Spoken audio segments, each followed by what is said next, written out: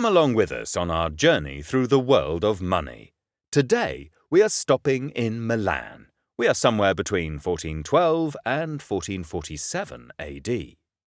No, the Lord of Milan, Duke Filippo Maria Visconti, definitely did not go to war like this anymore, with this heavy knight's armor, a helmet on his head that robbed him of any vision on the battlefield.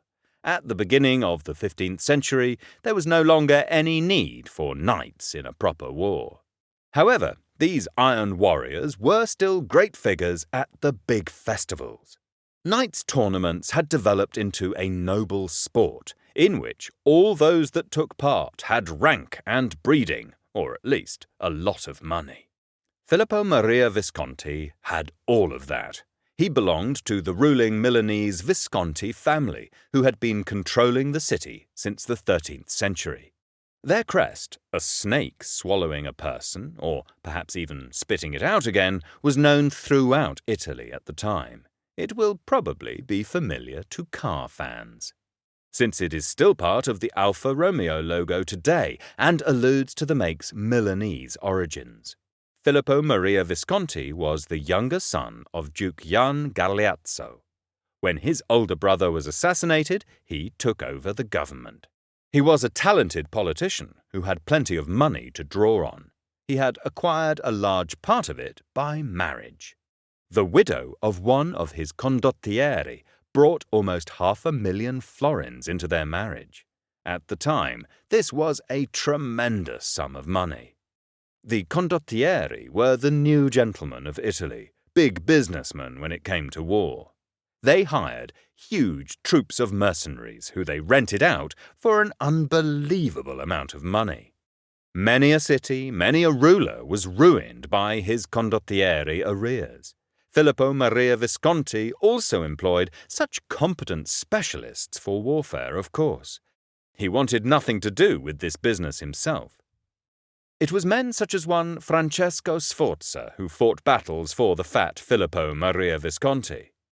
There is nothing of this to be seen on our coins.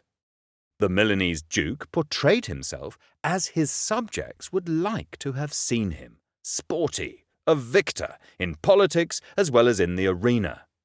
On his head he is wearing a tournament helmet. Such helmets drastically restricted the field of vision, but gave optimum protection to the head and the neck. On top of this, they were adorned with extravagant helmet decoration. Helmet decoration was made of perishable material, wood, fabric, and feathers. It was impractical for battle, but not for a tournament, at which the spectators easily recognized their favorites by their helmet decoration. Naturally, Filippo Maria wore the Visconti crest on his helmet, with the man-eating snake. It must have been an impressive sight when such an armoured horseman took on his enemies on his horse. It was a blaze of colours, which this coin doesn't give us any idea of. The horses were clothed in heavy, richly adorned, colourful blankets, which at least offered them some protection. The riders carried painted shields. Behind them, their colourfully clad knaves presented the crest on a flag. Even if such a tournament looks like a terrible mess to our eyes, the spectators at the time knew the rules exactly and passed expert judgment on the participants' skill and failure.